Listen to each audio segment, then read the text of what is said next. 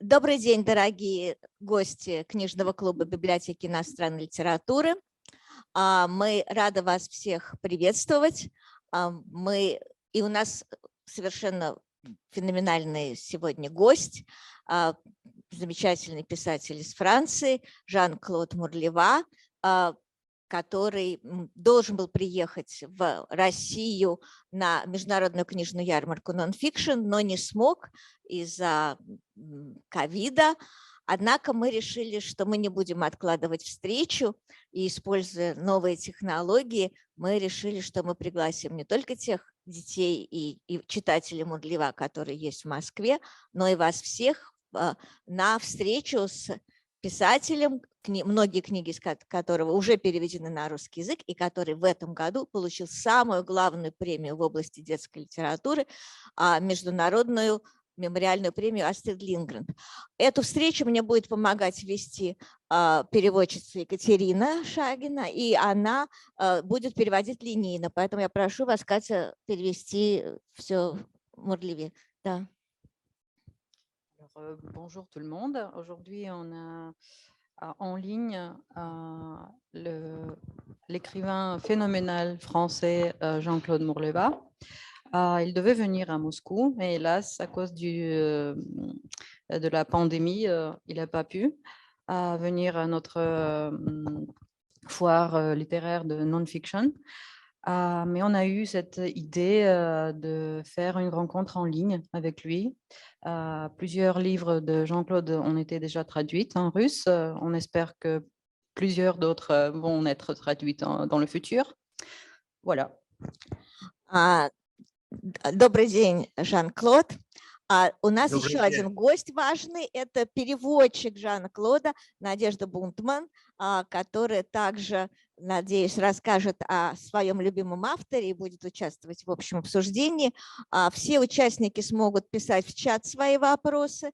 Но нам бы хотелось начать с того, чтобы Жан-Клод сам рассказал о себе, о том, как он вообще, что такое быть писателем, детским писателем или, как нам кажется, просто очень хорошим писателем. Вот мы хотели бы, что все, что вы хотите сказать, чтобы мы успели это услышать, пожалуйста, давайте начнем вот с вашего рассказа о вас и о вашем месте, вашем отношении к миру и к литературе. Alors, bonjour Jean-Claude et bonjour Nadia, la traductrice des romans de Jean-Claude, de quelques romans de Jean-Claude. Nous vous proposons de commencer de parler de comment ça se fait d'être écrivain, d'être un écrivain pour enfants. Et voilà. Eh bien, la question n'est pas si facile, parce que lorsqu'on me demande depuis quand je suis écrivain, je ne sais pas si je dois répondre depuis l'âge de 40 ans, puisque j'ai commencé à écrire tard, ou bien si je dois répondre depuis toujours. Inconsciemment, peut-être que j'avais ce rêve profond d'écrire, mais qui n'arrivait pas à monter jusqu'à la surface de mon cerveau. En tout cas, quand j'ai commencé à écrire à l'âge de 40 ans, j'ai compris que j'aurais dû commencer avant. Это очень сложный вопрос, и я не очень знаю, с какого момента начинать рассказывать об этом, потому что фактически я начал быть писателем, начал писать в 40 лет, но где-то в глубинах подсознания я, конечно, был писателем и раньше. И это как-то всплыло на поверхность сознания только к 40 годам. Но, конечно, когда я начал писать, я понял, что надо было начинать раньше. Можно я добавлю, просто чтобы уточнить. Мы читали, что вы до того, как быть писателем, были учителем в школе, работали в театре, даже были клоуном. Вот это предыдущий ваш опыт, он вам помог стать писателем или он вам мешает стать писателем? On voudrait concrétiser. Avant de commencer à écrire, on a lu que vous étiez professeur au collège et acteur de théâtre et même clown. Est-ce que votre passé vous a aidé à devenir écrivain et vous aide maintenant ou il vous gêne? Ah, il ne me gêne pas du tout. Non, non. La seule question que je me pose, c'est pourquoi je n'ai pas commencé à écrire plus tôt. Mais sans doute que je pensais que ça n'était pas pour moi. Quand j'étais jeune garçon, je rêvais d'être footballeur professionnel, pas écrivain. Pour moi, les écrivains étaient tous morts et ils écrivaient des gros livres qui étaient impossibles à lire jusqu'au bout. Non, non, ça n'était pas ça la vie pour moi. Quand j'étais adolescent, ce qui comptait pour moi, c'était le football et les filles, hein, bien sûr. Hein. C'est normal. Ouais, il faut peut-être traduire ça déjà, je continuerai après. Конечно, мне совершенно не мешает мое прошлое в писательстве, даже наоборот, но в молодости я совершенно не думала о том, чтобы становиться писателем. Когда я был маленький, я вообще хотел быть профессиональным футболистом. В подростковом возрасте меня интересовал по-прежнему футбол и девочки, и мне казалось это совершенно нормальным. Писатели казались мне все мертвыми, и к тому же казалось, что великие писатели пишут только огромные невозможные талмуды, которые я сам не могу дочитать до конца. Quand je vous entends, je me dis, qu'est-ce que je parle bien le russe? C'est incroyable. Vous comprenez tout? Rien. Pour en revenir à votre question sur l'état d'écrivain, la conscience qu'on a un jour qu'on est écrivain, je l'ai eu très tard. J'ai commencé à écrire à 40 ans, mais je n'ai osé dire « je suis écrivain » qu'après mon 9e roman, parce que je ne me sentais pas vraiment légitime. Je disais « j'écris des romans, je suis auteur », mais dire « je suis écrivain », c'était pour moi quelque chose de très impressionnant. Et j'ai réussi à assumer cette phrase, ces 3 mots, « je suis écrivain », après mon 9e roman, qui était « Le combat d'hiver », parce qu'il était volumineux, parce qu'il a été traduit dans plein de langues, il a eu beaucoup de prix littéraires. Et là je me suis dit, mon garçon, assume et ce que tu es devenu, assume-le. En plus, ça n'est pas honteux, c'est un bonheur. Ну, чтобы добавить к тому, каково это быть писателем, могу сказать, что сначала я не чувствовал себя таковым. Я понял, что я писатель только к 9-му своему роману. Это была «Зимняя битва». До этого я думал, что я просто пишу книжки, я автор, но никак не писатель. Писатель казалось, что это нужно еще заслужить. «Зимняя битва» стала этим переломным моментом именно потому, что это была, во-первых, большая книга, во-вторых, она была переведена на множество языков. И после этого я смог произнести эти 2 слова «я писатель». И это оказалось очень приятно.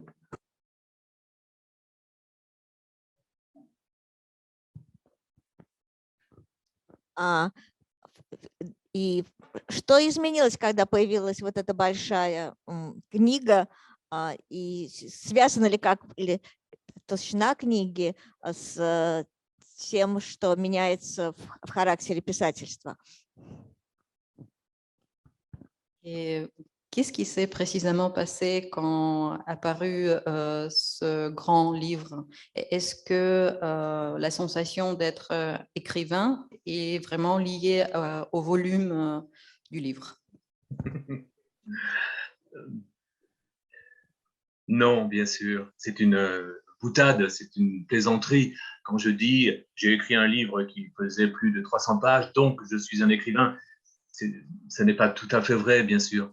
La vérité, c'est que dans ce roman, je suis passé à quelque chose de plus ambitieux du point de vue littéraire, c'est-à-dire beaucoup plus de personnages, plusieurs périodes,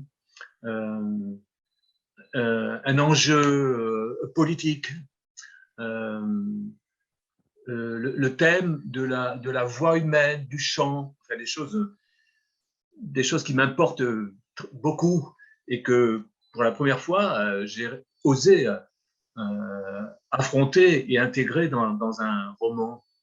Alors que précédemment, j'avais aussi écrit des choses qui m'engageaient beaucoup, mais beaucoup plus brèves, beaucoup plus linéaires. Et là, avec ce roman-là, j'ai franchi une étape dans la conscience que je pouvais peut-être être un écrivain, tout simplement. Конечно, это не связано с количеством страниц впрямую, это скорее шутка. Но в «Зимней битве» я как будто бы перешел в следующий этап писательства, более серьезный. Там стало больше персонажей, они стали протяженными во времени, в своем развитии более глубокими, появился политический контекст. Я стал выражать там больше мыслей, волнующих меня. И показалось, что это как некий итог размышлений. И в предыдущих своих вещах я не погружался так глубоко в эти темы.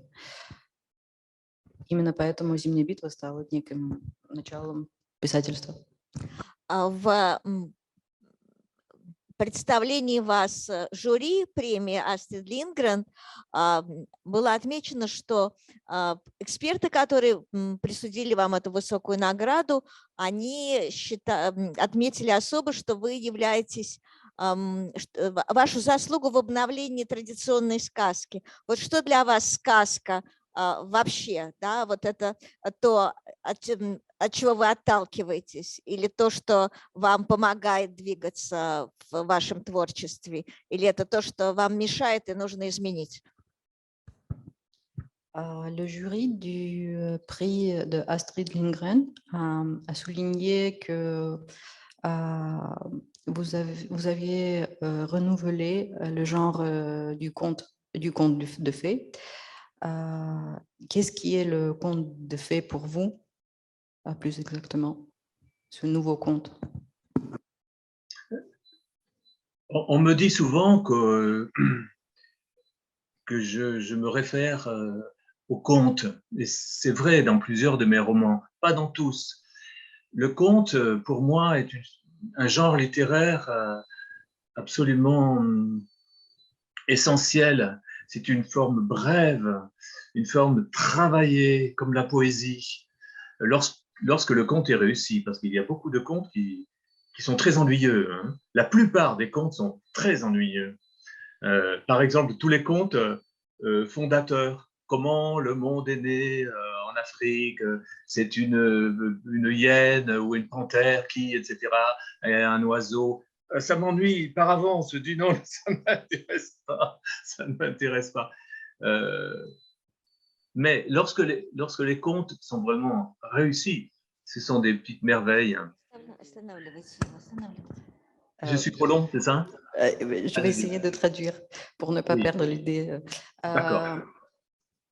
Для меня сказка – это очень особый жанр. Он такой же важный, как поэзия. Он позволяет сочетать смыслы. Но важно, чтобы сказка была хорошая, потому что большинство сказок, они не просто скучные, они неудачные, и их совершенно невозможно читать, по-моему. Например, я не переношу жанр сказки, говорящий о сотворении мира. Например, как африканская гиена или пантера или какое-то другое животное что-то там спровоцировало. Это совершенно невозможно. Для меня сказки – это выражение смысла. Je pense que dans les contes,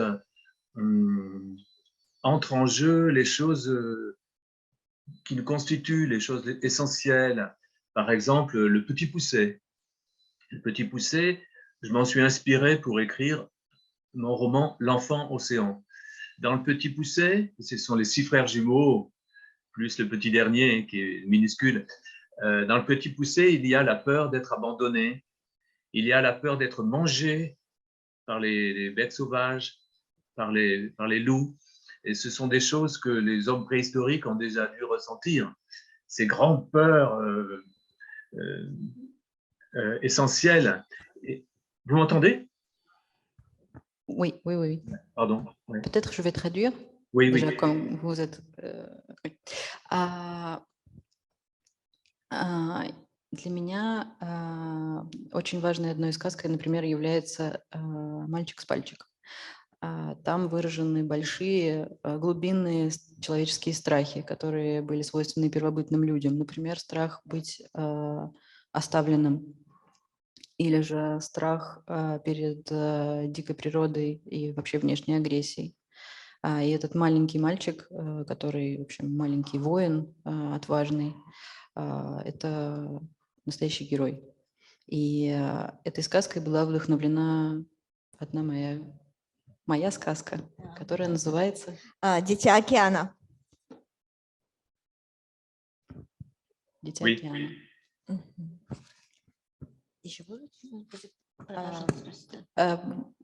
Vous pouvez continuer on continue? Oui, à propos des contes, toujours. Oui, moi j'ai écrit quelques romans qui sont très réalistes. Et bon, j'espère qu'ils sont honorables, assez bons. Mais il me semble que je suis plus à l'aise en me détachant un peu de la réalité. Alors ça peut être par l'intermédiaire des contes, ou bien en allant vers l'univers du merveilleux, ou même du fantastique parfois, ou en faisant intervenir des animaux. Voilà, j'ai toujours besoin de ce petit décalage par rapport au réalisme pur. Il me semble que j'accède plus facilement à ma vérité grâce à ce petit pas de côté par rapport à la réalité. Я написала несколько реалистичных романов. Я надеюсь, что они хорошие. Надеюсь, что их ценят читатели. Но мне всегда очень нужна некоторая дистанция от реальности. И мне она помогает. Как, например, вот в написании сказок мне необходимо, чтобы была часть фантастическая даже иногда. Или же присутствие не людей, но животных. Эта дистанция, это вот моя особенность. Здесь был вопрос сразу из аудитории по поводу книги «Дитя океана», в том числе, зачем нужны в книгах отрицательные персонажи. On a une question des spectateurs. À quoi vous servent les personnages négatifs dans vos livres? Ah, je les adore. J'adore les personnages secondaires qu'on peut charger. On peut les rendre stupides, pervers, méchants, égoïstes. Ils apportent souvent beaucoup de drôlerie et d'humour. Et parce que les personnages principaux, souvent, enfin, dans mes romans du moins, je les crédite de grandes qualités humaines, d'humanité, de générosité, de bonté, de modestie. On a envie de les aimer, Mais pour qu'on les aime beaucoup, il faut aussi qu'il y ait leur contraire, c'est-à-dire des personnages qu'on puisse détester ou qui nous fassent rire. Et ça, ce sont les personnages secondaires. Ой, это очень хороший вопрос. Я обожаю своих отрицательных персонажей, они мне необходимы. Они могут быть невыносимые, чудовищные, аморальные, злые, глупые и так далее, и так далее. Они заставляют нас смеяться, они заставляют нас еще сильнее любить положительных персонажей, которым свойственна щедрость и глубокая человечность и так далее. Но если у нас есть только положительные, то становится скучно. Здесь есть уже сразу еще один вопрос. о том, что нас спрашивают, что после прочтения «Зимней битвы» долго не могла прийти в себя. Все последующие ваши книги, мне кажутся, более лиричными и философскими, но такими же любимыми. Что послужило толчком для создания «Зимней битвы»? Внешние факторы, как вы заметили, да, и как вы заметили, в том числе и политические. Или это был опыт работы в похожем интернате? И что вы хотели что-то изменить с помощью этой книги? Une autre question des spectateurs. On a lu votre roman Le combat d'hiver. On a commencé en fait par ce roman. On l'a beaucoup aimé. On était même pétrifiés, choqués par ce livre. Les autres, vos autres romans nous paraissent plus lyriques et philosophiques, mais on les aime aussi. Par contre, notre question est qu'est-ce qui était la cause d'écrire ce roman? Peut-être c'était des facteurs politiques ou vous aviez la pratique de travailler dans un internat pareil, ou peut-être vous vouliez changer quelque chose avec ce livre? Alors, la vérité, c'est que j'ai passé 8 ans dans un internat. J'y suis entré à l'âge de 10 ans et j'en suis sorti à l'âge de 18 ans. Et c'était un internat très dur, avec une discipline extrêmement sévère. Et quand j'y suis entré, j'avais 10 ans et j'ai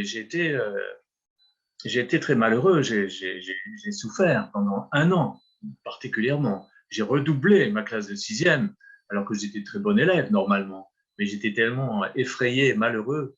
C'était pour moi un univers dur. Et j'y suis resté 8 ans. Et en moi, il y a un interne éternel. Je mourrai interne. J'attends qu'on me ramène à l'internat. Je ris en le disant, mais il y a une vérité en moi qui est celle-ci. Et donc, il était évident qu'un jour, j'écrirais un roman qui commencerait dans un internat, encore plus sévère que le mien. Mais je ne savais pas du tout où j'allais. Quand j'ai commencé à écrire, je pensais que tout le roman allait se dérouler dans l'internat. Mais pas du tout. On en sort au 2e chapitre. Déjà, on sort du roman et on aborde des choses plus politiques, effectivement, et qui concernent aussi, comme je le disais tout à l'heure, le chant, l'art, toutes ces choses-là. На самом деле я сам прошел через интернат. Я попал в него в 10 лет и вышел в 18. Это были тяжелые 8 лет моей жизни, но самым тяжелым был первый год с 10 до 11. Это был и кризис средней школы, умноженный во много раз. Хотя обычно я был вообще-то отличником, но тут было трудно.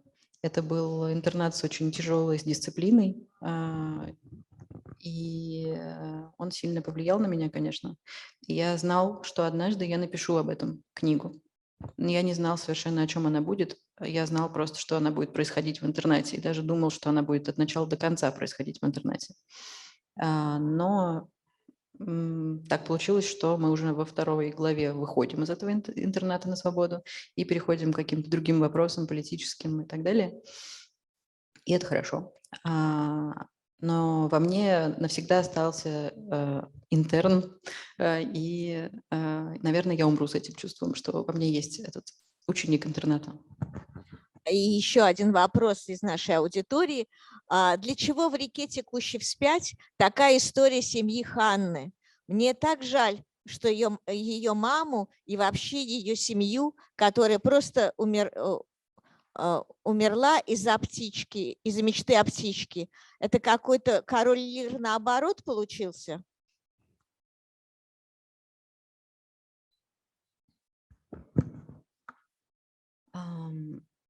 La prochaine question des spectateurs concerne la rivière. Pourquoi vous aviez fait une telle histoire de la famille de Anna, en français Anna, oui. Anna,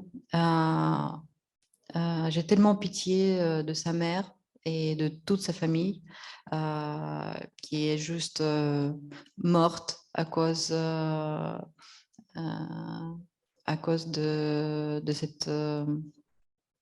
ce rêve de l'oiseau.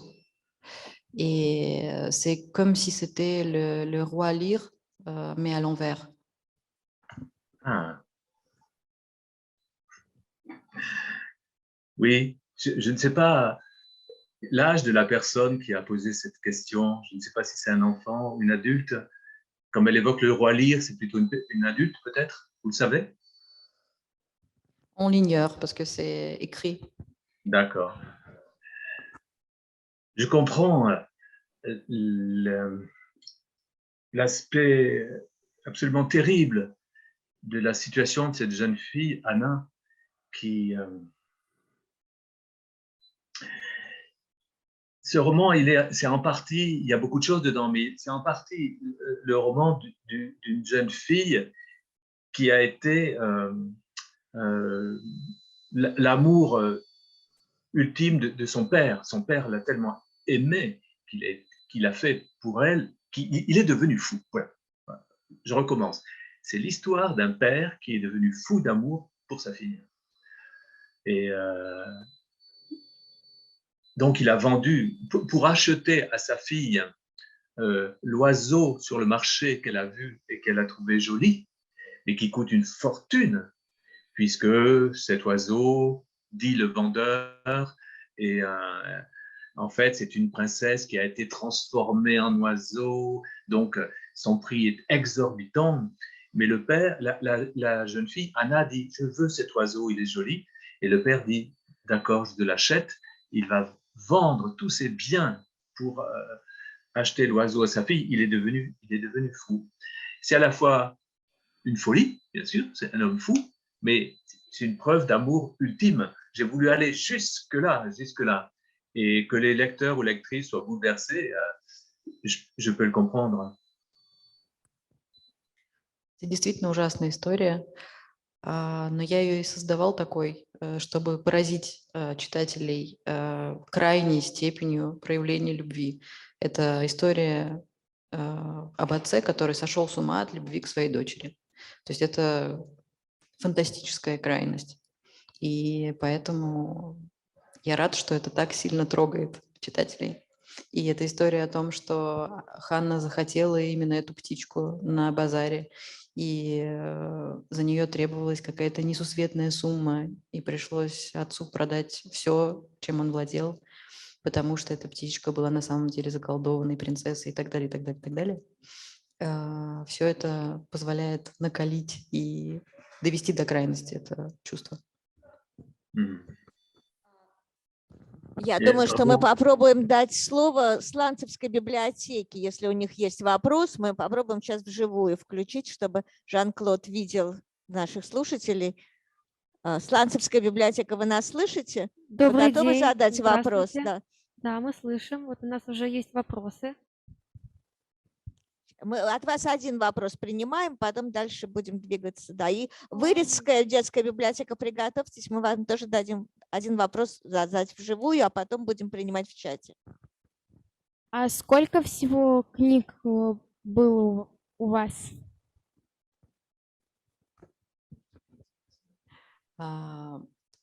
Combien de livres avez-vous écrit?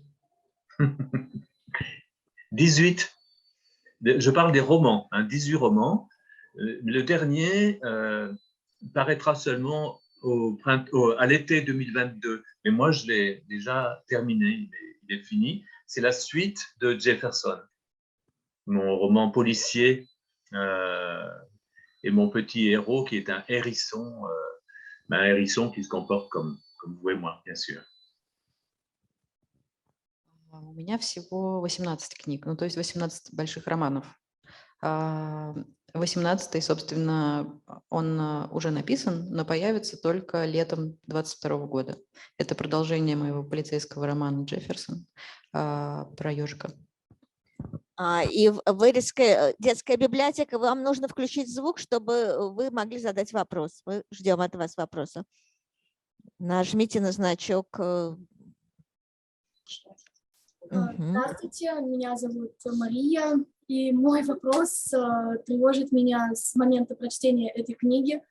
Что стало с пандой Приставалой после разлуки с ребятами? Мне показалось, эта панда очень милым, душевным персонажем, который, в принципе, не умел злиться, и его вот так вот бросают одного после того, как он полюбил этих ребят.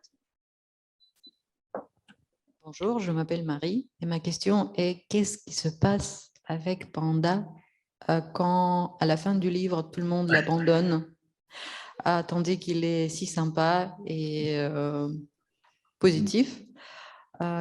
Comment ça s'est passé et quel est son futur? Alors, Marie, je suis désolé, je vois que tu aimes les animaux, et moi aussi, j'adore les animaux. Mais je ne sais pas ce qui arrive à ce panda qui s'appelle Pot-de-Colle.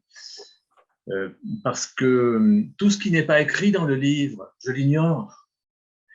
Tout ce qui se passe après le point final, je l'ignore. Ça n'existe pas, puisque c'est une fiction que j'ai écrite. Ce que je n'ai pas écrit n'existe pas. Mais je comprends très bien ta question. Est-ce que tu penses qu'un roman est meilleur si tout se passe bien à la fin, si les méchants sont punis, les gentils récompensés, les animaux réunis? Est-ce que pour toi, est-ce que tu as besoin de ça? Est-ce qu'elle peut répondre, Marie? Мария, я очень тебя понимаю. Я тоже переживаю за своих героев. Но проблема в том, что я не знаю, что произошло с пандой после окончания книги, потому что я знаю только то, что написано. Все остальное покрыто мраком. Как ты считаешь, было бы лучше, чтобы во всех книгах был хороший конец, и чтобы все герои были поддержаны и оставались в надежном мире? Мария, вы можете ответить. Вырезская детская библиотека. Ну, я считаю, что, в принципе, не во всех книгах должен быть описан персонаж полностью, так как это будет терять какую-то таинственность книги и фантазию людей. Но «Панда Приставала» меня просто... Я так плакала, когда они от нее ушли. Non, je ne crois pas que tous les personnages doivent avoir une vie complète, complètement écrite dans le livre et finie. Mais j'ai trop pleuré à cause de Panda. Oui. J'ai envie de dire, tu as pleuré, je suis désolé, Marie.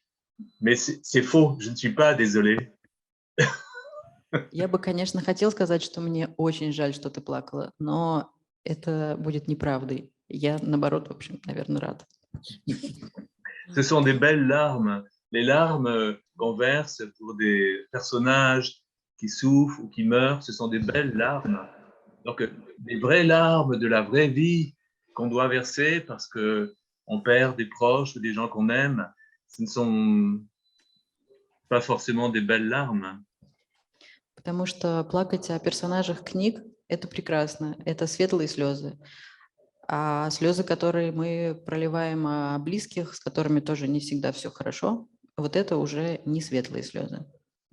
Pardon, je vais ajouter quelque chose.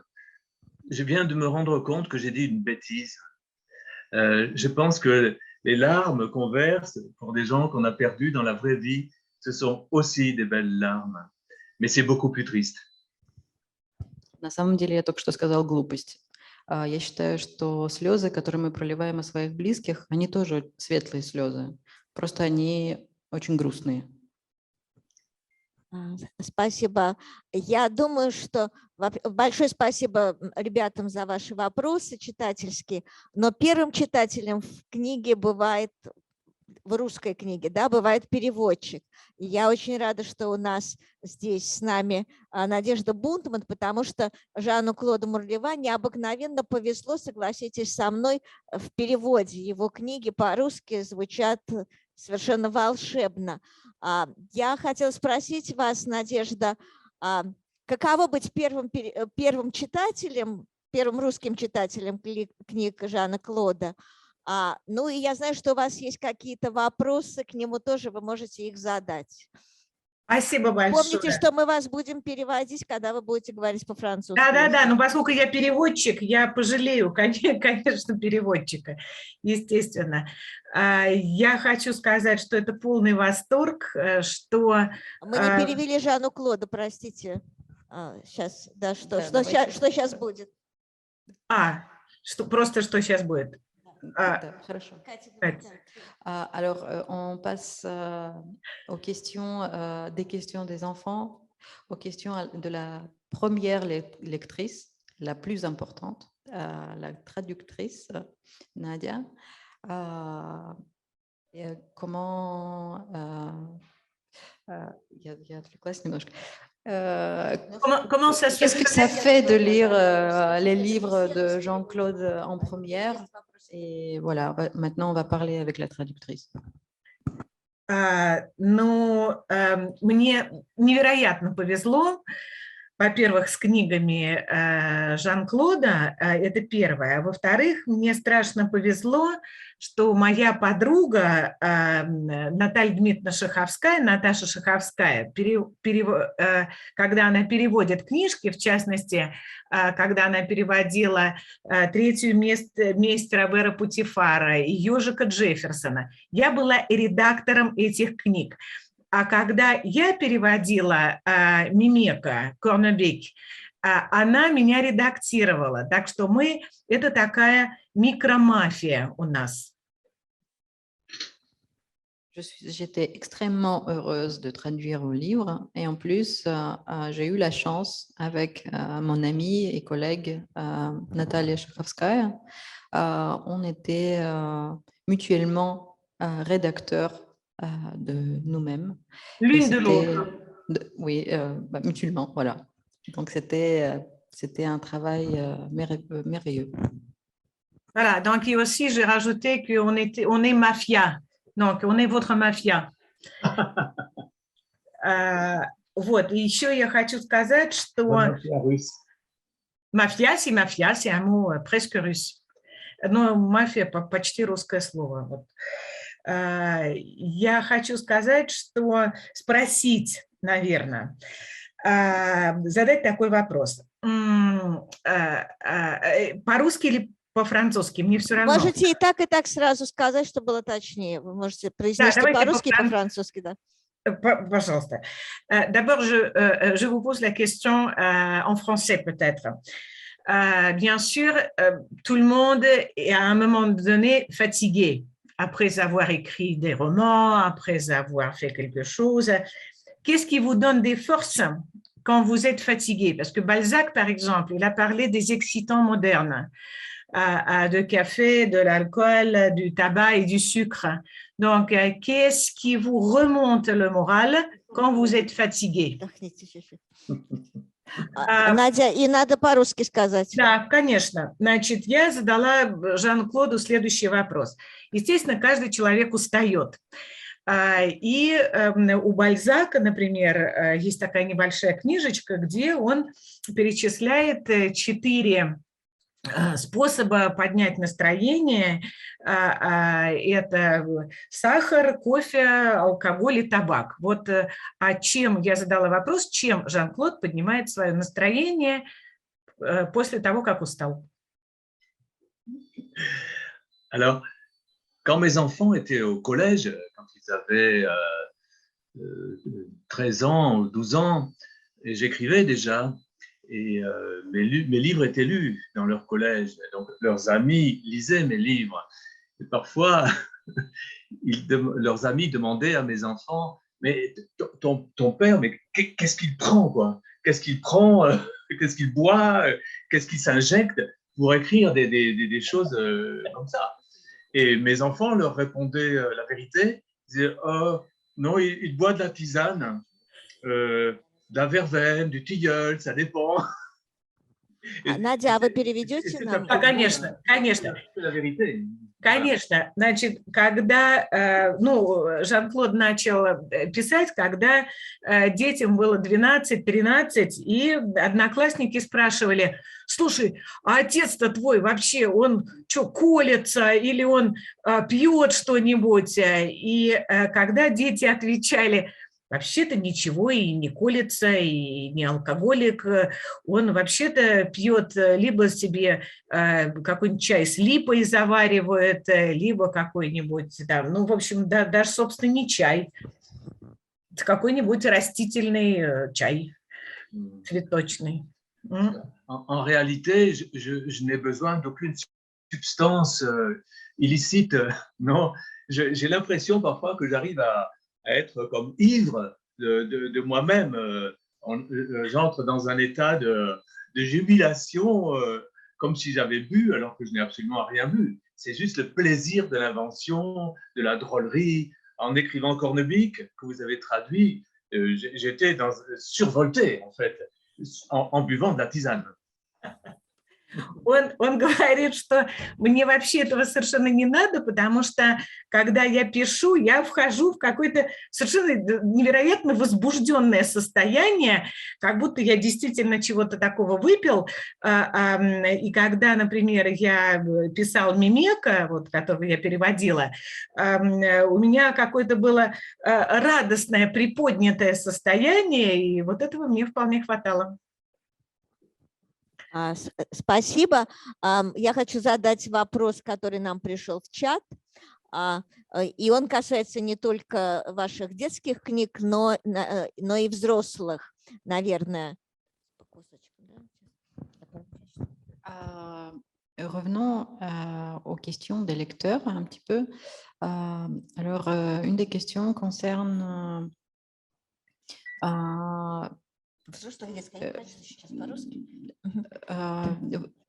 Я прочту сейчас, потом ты переведешь. Скажите, пожалуйста, насколько автобиографичны ваши реалистические романы? «Третья месть» Робера Путифара, «Старые друзья», а еще «Я танцую». И есть ли у ваших героев прототипы? À quel point autobiographiques sont vos romans réalistiques? La troisième vengeance de Robert Putiphar. Maintenant, je ne suis pas sûre de la traduction. Comment ça se dit en français? Les amis anciens. Ah, excusez-moi. Mes amis devenus. Oui. Mes amis devenus. Oui. Et l'autre, bon, en russe, c'est et je danse, encore je danse. Je danse aussi. Et je danse. Et je danse aussi. Ouais. Et est-ce que vos personnages ont des prototypes dans la réalité? Oui, bien sûr. Je crois que quand on écrit, on parle toujours de soi, toujours. Même si le récit est très loin de soi-même. Si vous écrivez une histoire, vous, que vous le vouliez ou non, même si c'est une pure fiction, une invention, vous allez parler de vous et de votre façon de voir le monde et comme il va et des rapports entre les personnes. Alors, dans mes romans à moi, parfois, je vais m'inspirer vraiment de ma vraie vie, tout à fait. Dans ce roman qui s'appelle « Mes amis devenus », il y a beaucoup de moi-même, de mon enfance, de mon adolescence. Voilà, je commence par ça, je continuerai après. Конечно, они автобиографичны в той или иной степени. Вообще невозможно писать не о себе. Какую бы вы фантастику ни выдумали, она все равно будет о вас, если вы попробуете писать. И, например, «Старые друзья», конечно, вдохновлены моим прошлым и моими друзьями. Pour la troisième vengeance de Robert Putiphar, c'est l'histoire d'un professeur qui prend sa retraite et qui entreprend de se venger de ses élèves. Bon, le sujet est très bon, hein, c'est un bon pitch, Mais on me demande souvent, ah, tu t'es inspiré de ta vraie vie puisque tu as été professeur. Et je réponds, absolument pas. Moi, j'ai été un professeur heureux. Poutifar, ça n'est pas moi du tout. Moi, j'aimais mes élèves, je crois qu'ils m'aimaient bien. Non, non. Il n'y a aucune part autobiographique dans Робер Путифар. Вот, например, в третьем месте Робера Путифара, где говорится об учителе, который мстит своим ученикам, бывшим. Конечно, нет прямой автобиографической отсылки, потому что я был счастливым учителем, которому не надо было мстить своим ученикам, и в целом все хорошо закончилось в моей карьере. И еще здесь вопрос вдогонку. Жан-Клод, кого из своих персонажей вы хотели бы встретить в своей жизни? Encore une question de lecteur. Quel personnage vous voudriez rencontrer dans votre propre vie? Lequel de vos personnages?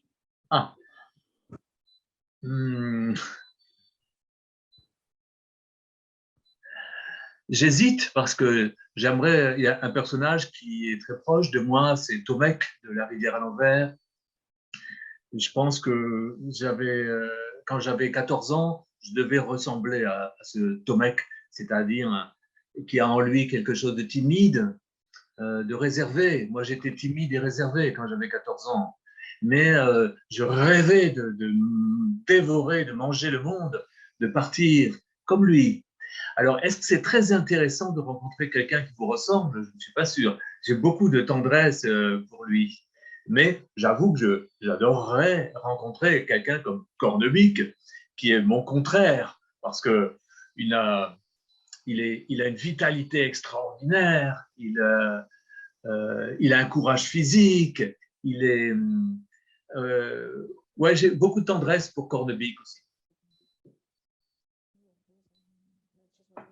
Alors, ma réponse, c'est donc Tomek et Cornebic. И Корнебик. Надя, у меня к вам вопрос. Корнебик по-русски, вас не слышно. Надо включить звук. Сейчас, это Мимек, похождение Мимека. Это козел, который... Мимек. Да. Его зовут Мимек. Мимек, спасибо. Хочется в первую очередь сказать про Томека из «Реки, текущей вспять».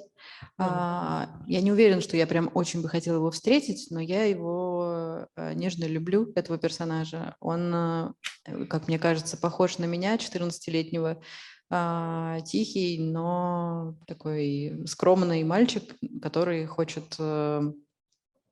очень хочет есть жизнь, если дословно, жадный до жизни. Но, возможно, он слишком похож на меня, чтобы я хотела его встретить в реальности. А вот кого я действительно хотела бы встретить, это вот этого Мимека, такого сильного героя, совершенно потрясающего. Вот это была бы встреча. Тогда еще один вопрос. Скажите, как вы себе представляете своего идеального читателя? Et comment imaginez-vous votre lecteur idéal? Je ne l'imagine pas précisément, je ne sais pas quel âge il a, je ne sais pas si c'est un homme, une femme, un garçon, une fille, je ne sais pas.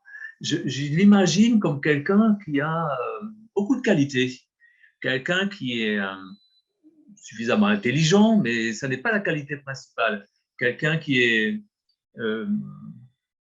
a beaucoup d'humanité, qui a de l'humour, qui a de la générosité, qui pourrait être mon ami, que j'aurais envie d'avoir comme ami.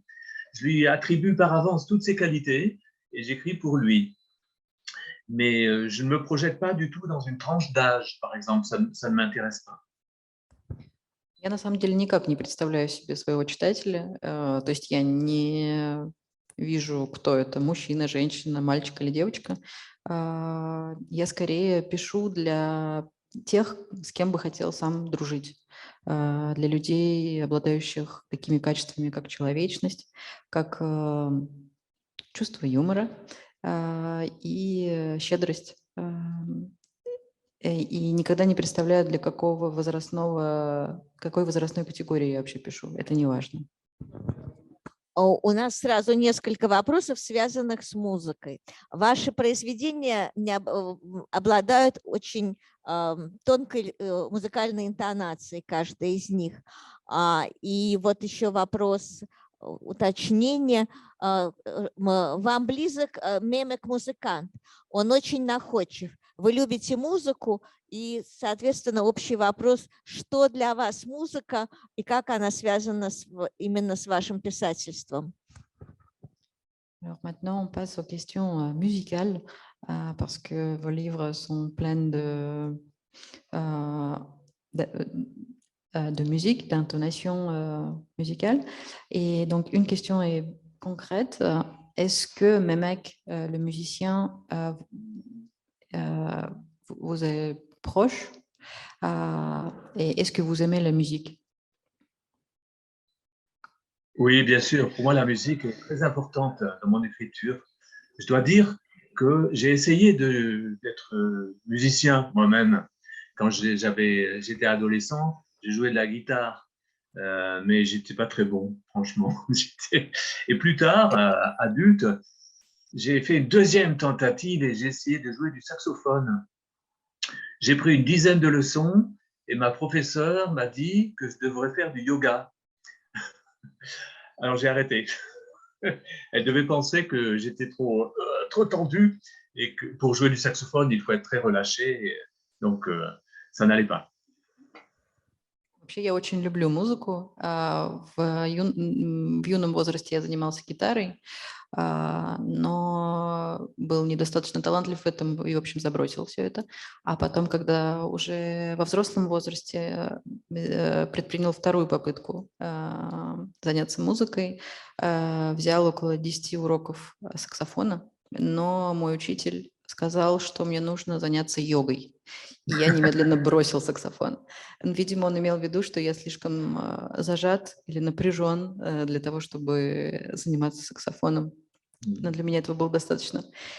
Et on avait en fait la deuxième partie de la question. Et quel est le rôle de la musique dans vos livres? Alors, pour l'écriture de la plupart de mes livres, était accompagnée par une musique.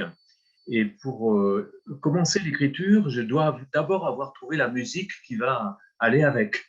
Par exemple, puisqu'on parlait de Corneby, la ballade de Corneby, que j'adore, comme Nadia Bootman, la musique qui va avec, c'est la musique de Woody Guthrie, donc qui était un musicien américain dans les années 50, et même plus tôt, et qui jouait de la guitare, et c'était un chanteur folk qui était on the road, sur la route. C'est une musique de poussière, de pauvreté, d'amitié. J'ai adoré écrire ce roman, accompagné par cette musique populaire, très populaire et généreuse, et qui est la musique des pauvres gens. Pour écrire L'Enfant Océan, là, j'ai changé vraiment de registre. C'était Bach, les suites pour violoncelle seul de Bach, qui vous élèvent, qui vous mettent un peu au-dessus de vous-même. Donc, ce sont des choses très différentes. Il faut, je trouve, la musique qui va avec la tonalité du roman. Вообще музыка играет чрезвычайно важную роль в написании романов у меня. Я их и пишу под музыку во многом. И, например, под такого гитариста, значит, по имени Вуди Гатри. Вуди Гатри. Вуди Гатри. Для меня он является очень важным музыкантом. Он певец бедности, и В общем, от него идет такой особый вайб, нужный мне. Я под него писал... Надя, пожалуйста, спросите, как называется Да, нет произведение? проблем. Просто дело в том, что козел Мимек, это я вот для слушателей говорю, козел Мимек, он ходит с банджо, и он на банджо все время играет мелодии Вуди Гатри, поэтому я переводила тоже, включив мелодии Вуди Гатри, и это тоже можно перевести Жан-Клоду. Ага. Nadia traduisait ce texte en écoutant Woody Guthrie aussi. Ça l'a beaucoup aidé. Certainement. Например, «Дитя океан» я писала, слушая сюиты Баха для виолончели соло. Они очень дают возвышенное настроение. Это было мне большой помощью. Еще у нас есть вопрос из Вырицкой библиотеки. Как мне ее обратно вернуть? Почему Милош и... Можешь чуть-чуть сдвинуть сейчас? Ага. Почему Хелен и Милош не встретились после расставания? Pourquoi Hélène et Miloš ne se sont pas rencontrés après leur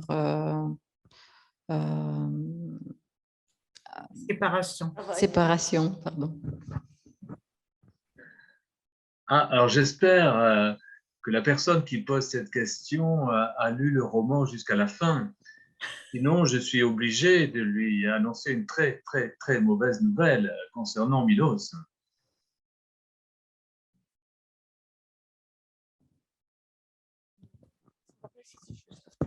Excusez-moi, en fait, en cherchant la prochaine question, j'ai perdu le fil. Alors, je répète, je ne sais pas si la personne qui a posé cette question concernant Milos a lu le roman jusqu'à la fin, parce que Milos meurt.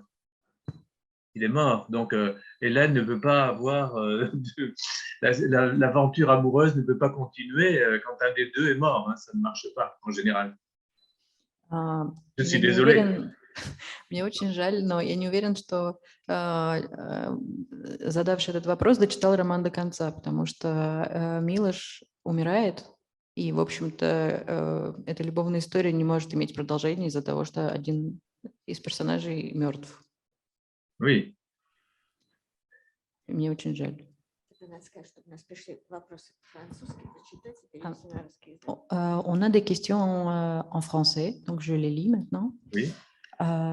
J'ai 21 ans et je voudrais remercier Jean-Claude pour avoir beaucoup contribué à mon éducation sentimentale. Ce n'est pas une question. Puis, pourriez-vous raconter quel livre de vous aimez le plus et quel livre était le plus difficile à écrire?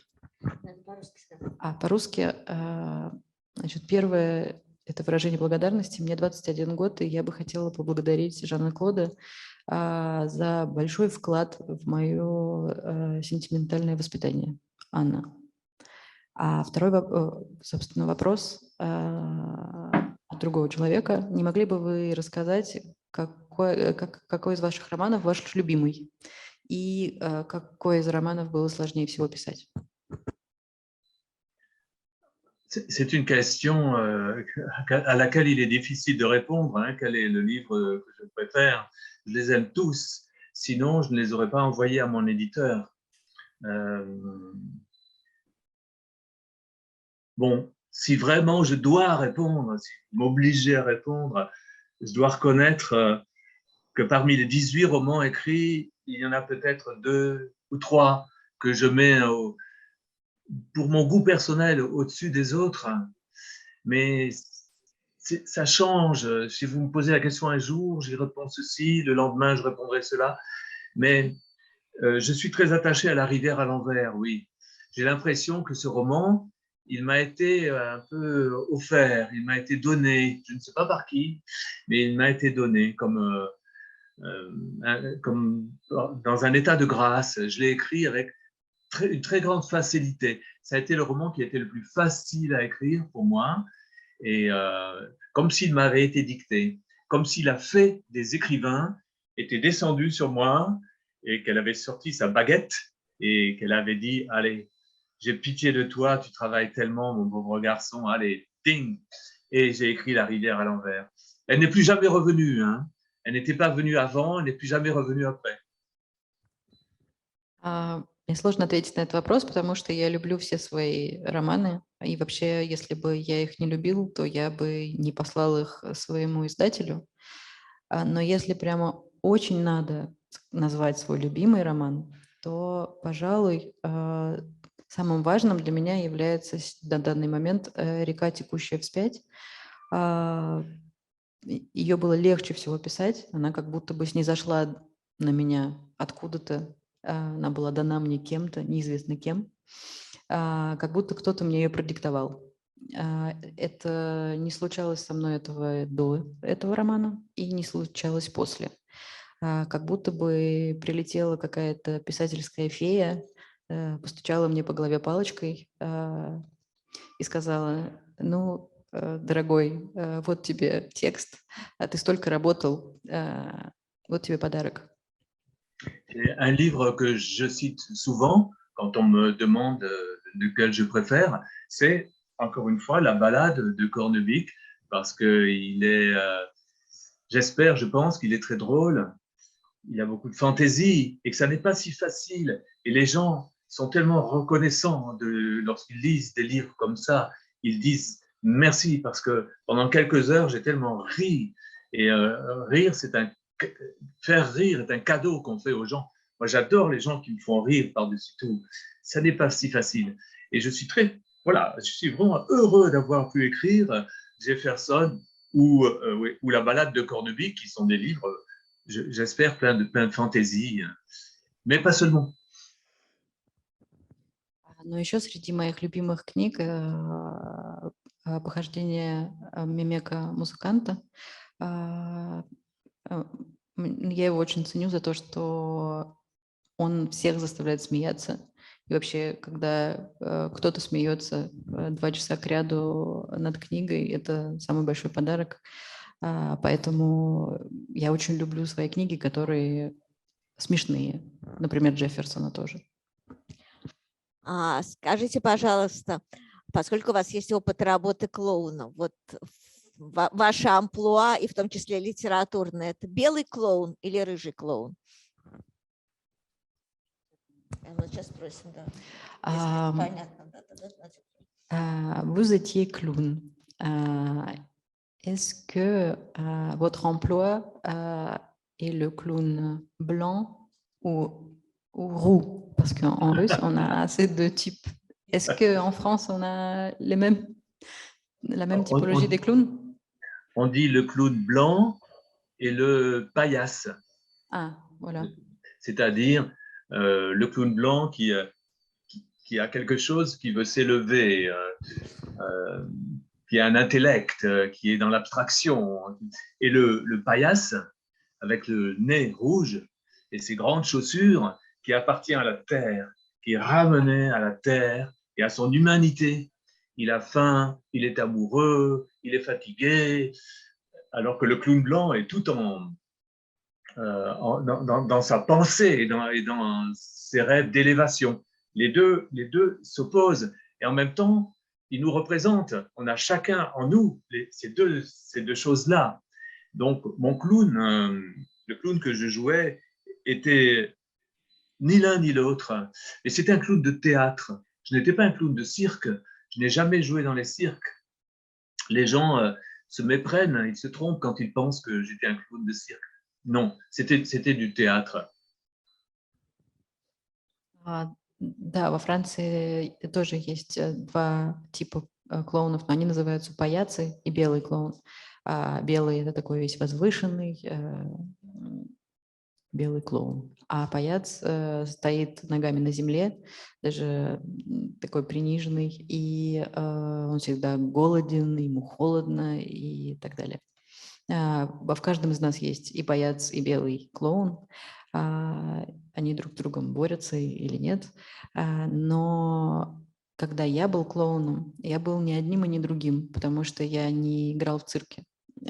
я был театральным клоуном. Это многие путают эти два понятия. Это совершенно другая история. Надежда, я знаю, что у вас были еще вопросы. У нас есть возможность их задать. Знаете, я, наверное, лучше отвечу на вопрос, который в чате, что было для меня слишком сложным для перевода. Ну, я хочу сказать, что я переводила «Река, текущая вспять», как раз вот часть, которая связана с томиком, и, соответственно, похождение мимека-музыканта. Давайте я остановлюсь, Катюш, и вы там, а потом я еще скажу. Или я сама себя буду переводить. Мне все равно. Ну, давайте сами так, да, просто, да, чтобы мы вас не исказили. Oui, donc j'ai dit que j'ai traduit Tomek, justement La rivière qui va à l'envers, et La balade de Cornebic. И я хочу сказать, что, конечно, «Река, текущая вспять», вот как Жан-Клод говорил, что что-то снизошло, я думаю, что на меня тоже, наверное, что-то снизошло, он со мной этим поделился, потому что я это переводила, ну, не чувствуя сложностей, так скажем. Если даже они были, я их не чувствовала. Je veux dire que La rivière qui va à l'envers, c'était justement, peut-être, vous avez partagé quelque chose qui allait du haut, donc parce que c'était pas trop compliqué, je l'ai traduit comme ça d'un coup. А что касается мимека, ну, там начиналось с самого начала, потому что, как вы понимаете, Корнебек и все вот эти имена, которые идут в начале, это было очень достаточно тяжело перевести на русский так, чтобы это было смешно. И поэтому, ну, да, во-первых, мне помогали друзья, которые фонтанировали разными вариантами. Вот, во-вторых, я что-то придумала, а в-третьих, мне очень помогла женщина, чей сайт я нашла на просторах интернета, и которая оказалась любительницей козлов, и она, значит, она привела огромный список козлиных имен, откуда я кое-что взяла. Donc, je veux dire qu'une des difficultés de traduction pour Cornebic, c'était bien sûr des noms propres par lesquels commence le roman. Et on ne pouvait pas on pouvait pas les traduire, il fallait les réinventer. Donc, et il y avait mes amis qui m'ont aidé et qui ont donc jailli de variantes, l'une plus ridicule que l'autre. Et aussi, il y a eu, je suis tombée sur un site par une amatrice des books qui a fait une liste énorme des noms propres, des noms des boucs, des biquets, etc. Et ça m'a beaucoup aidé. И еще, конечно, вот моя любимая сцена в «Мимеке-музыканте», если вы читали, это там, где Мимек идет на ярмарку и ругается, и он выигрывает приз за то, что он дольше всех продержался на сцене, ругаясь и ни разу не повторившись.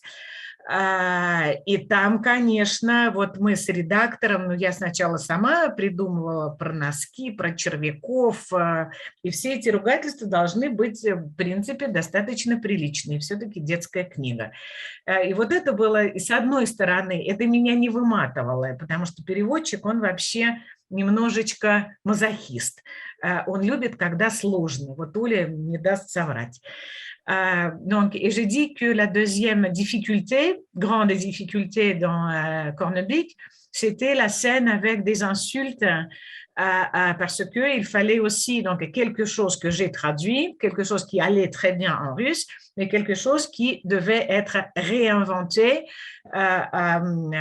tout en, je sais pas, tout en tenant compte que c'est quand même un livre pour enfants. Hein. On peut pas citer de n'importe quel juron, de n'importe quelle insulte. Mais on a rigolé comme des folles. Voilà. Est-ce que je peux raconter une anecdote à propos des insultes? Oui, absolument. Moi aussi, j'ai dû inventer plein d'insultes qui ne soient pas trop grossières, qui ne soient pas obscènes et qui soient drôles. compteur d'orteils, torcheur d'éléphants, etc. Bon. Et, Attends que je traduise. oui. Значит, он сейчас, Жан-Клод сейчас расскажет, как он придумывал ругательство, потому что, ну, там тоже надо было так, чтобы они были не очень грубые, ну, например, там счетчики вонючих пальцев, это я помню, и это он придумал. Угу. Или тот, кто сморкает слонов, в общем, я не помню, как я придумала, в общем, да, сопливые слоны какие-то были там. Mais je n'ai pas inventé toutes ces insultes en une seule fois. Donc, j'avais un petit carnet dans ma poche et de temps en temps, quand une belle insulte me venait, je l'écrivais sur le carnet. Et un jour, mes enfants m'ont dit « Qu'est-ce que tu as sur ton carnet ?» Alors, je leur montre les insultes.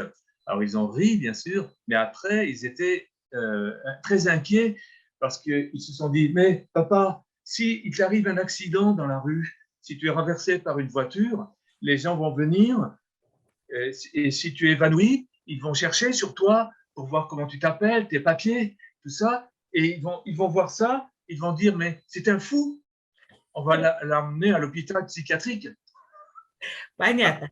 Значит, и, соответственно, у Жан-Клода был такой маленький блокнотик, куда, ну, потому что он не сразу все ругательства придумал, значит, у него был маленький блокнотик, куда его озаряло, и он записывал туда одно за другим разные ругательства.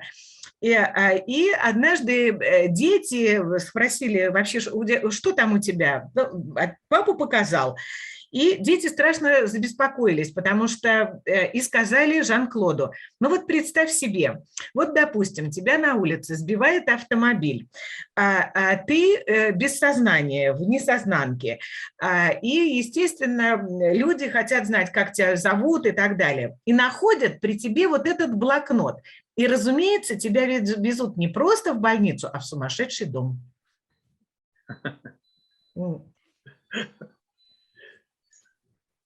Так, но тут у нас есть еще вопросы. Вот, в частности, есть вопрос, давай его попробуем, серьезный вопрос. В книгах о подростках вы больше доверяете своему опыту педагога или опыту собственного взросления? Dans vos livres pour adolescents, revenons au sérieux.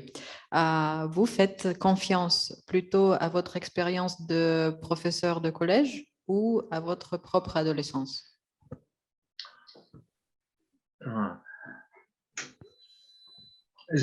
Mon expérience de professeur a été brève et elle est très ancienne. Je ne suis plus professeur depuis 36 ans.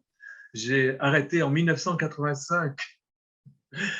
On me ramène toujours à mon état de professeur, mais c'est tellement loin, c'est une vie antérieure. Знаете, вообще отсылки к моему опыту преподавания в школе, они смешны, потому что я очень давно не преподаю и преподавал недолго. Я уже 36 лет как не учитель. Я закончил в 1985 году, и это уже все покрылось паутиной. Et, pardon, donc je réponds à la deuxième partie de la question. C'est vrai que certains de mes romans s'adressent à des lecteurs, lectrices, adolescents, adolescentes, mais je n'y pense pas tellement. Ça ne m'intéresse pas tellement. Je ne cherche pas à écrire comme avec du vocabulaire d'adolescent. Pas du tout. Je suis un adulte. Mais il me semble que je n'ai aucune difficulté à me reporter à l'adolescent que j'ai été, moi, même s'il y a longtemps. Je n'ai pas oublié cet âge-là, je l'ai encore en moi. J'ai encore en moi quelque chose d'adolescent, quelque chose d'enfant même si j'essaie d'être un père responsable, mais il y a encore en moi quelque chose d'un enfant, je vois bien. Par exemple, dans les repas de famille, si on commence à parler politique, économie, je m'ennuie. J'ai une seule envie, c'est d'aller au bout de la table là-bas, aller avec les adolescents ou les enfants pour faire des bêtises, des tours de magie, des choses comme ça. Je sens bien que c'est ce qui m'amuse le plus. В своих романах подростковых я не стараюсь имитировать подростковый опыт, не стараюсь заимствовать современный подростковый словарь. Ну, даже если бы я попытался, мне бы, наверное, не получилось, но зато мне очень легко доступны мои воспоминания, и я вообще хорошо очень помню, как я был сам подростком и ребенком, и даже мне кажется, что во мне он еще есть, этот подросток, и ребенок тоже этот есть. И даже если я стараюсь быть ответственным, надежным отцом семейства, все равно во мне есть ребенок. И даже вот когда происходят семейные ужины и начинаются разговоры о политике, я сразу хочу встать и пойти на детский конец стола, и там развлекаться и делать какие-то магические фокусы. В русской детской литературе есть такой привычка, когда спрашивают детского писателя, какой у него внутренний возраст, да, вот на какой возраст внутри ты себя ощущаешь, вот на какой возраст вы себя ощущаете? Chez nous, on demande souvent aux écrivains qui écrivent pour les enfants quel est votre âge interne. De quel âge vous vous sentez? C'est une belle question, on ne me l'a pas posée souvent.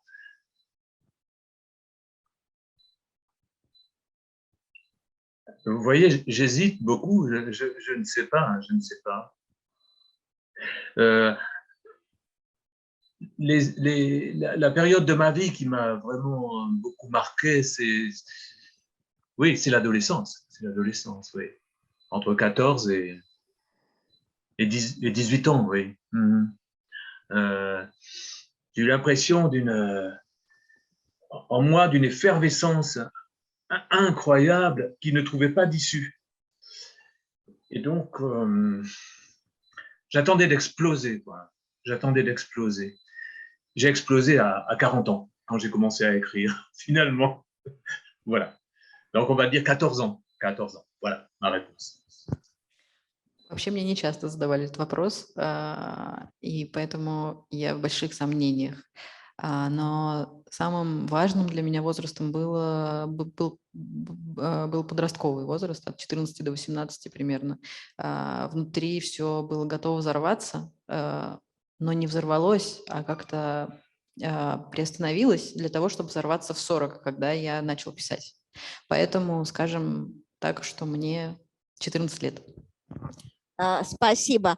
И наши читатели интересуются, дорогой месье Жан-Клод, какой жанр произведения вы любите читать и что вы читаете, когда отдыхаете? Les lecteurs demandent, Jean-Claude, quel genre de littérature vous aimez lire et quel livre vous lisez quand vous êtes tranquille chez soi Je lis des choses très, très différentes. Je lis souvent ce que mes amis me conseillent. Ça peut être des romans policiers, ça peut être un classique que je n'avais pas lu, la littérature russe, par exemple. Il y a 2 ou 3 ans, j'ai lu Dostoïevski, presque tout, et je ne l'avais pas vraiment lu. Voilà. Je lis des romans contemporains, d'auteurs français que j'aime. Je lis des romans jeunesse, parce qu'ils sont écrits par des amis écrivains ou écrivaines que j'aime. Donc, c'est très varié. Ce que je ne lis pas, ce sera plus rapide, je ne lis pas de science-fiction, je ne lis pas d'heroic fantasy, je ne sais pas comment vous dites en russe, heroic fantasy. Je n'aime pas tellement ce genre-là, ni la science-fiction. Sinon, je lis tout. Ça va du reportage sur le match de football dans le journal sportif L'Équipe, PSG contre l'AS Saint-Étienne, qui est mon équipe favorite. Et le lendemain, je lis Dostoïevski, voilà, ou Kafka, Franz Kafka. Mon grand frère d'écriture, c'est Franz Kafka. Вообще я читаю все, что советуют мне друзья и что просто приходит ко мне в руки. Это может быть нечитанная классика или же полицейские романы, или же современные романы, которые написаны моими друзьями и подругами, писателями. Я не делаю большой разницы. Например, несколько лет назад я перечитал разом всего Достоевского, а потом принялся за что-то совершенно другое. Поэтому сложно сказать, что я люблю какие жанры читать. Проще сказать, что я не люблю читать. Это science fiction и героическое фэнтези. Наверное, можно так перевести. Вот эти жанры я избегаю прям по-настоящему. А так я могу один вечер читать газету «Французский спорт-экспресс», там «Экип» и описание матча моей любимой команды. Excusez-moi, Jean-Claude, quelle est votre équipe de football pour que je traduise? Mon équipe préférée? Oui. Moi, j'habite près de Saint-Étienne. Saint-Étienne, c'est près de Lyon. Saint-Étienne. Saint-Étienne, d'accord. Je suis supporter de l'équipe de Saint-Étienne. C'est une information importante plutôt, je pense. Très important, très important. Oui, я болею за команду Saint-Étienne. Это команда из округа Лиона. Вот и для меня особенно важны репортажи с этих матчей. И могу на следующий же вечер читать Кафку. Вообще Кафка – это мой литературный брат. Et voulez-vous savoir quelle est la position de l'équipe de Saint-Étienne en ce moment dans le classement du championnat? Nous sommes derniers. Nous sommes derniers.